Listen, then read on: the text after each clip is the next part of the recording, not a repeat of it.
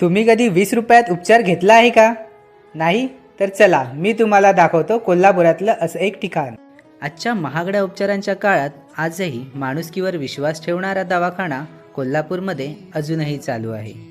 स्वर्गीय doctor DS Salunkhe सेवाभावी दवाखाना हे केवळ नाव नाही तर समाजसेवेचा जिवंत वारसा आहे. गरीब, शेतकरी, कामगार, वृद्ध कोणीही इथे रिकाम्या हाताने परत जात नाही.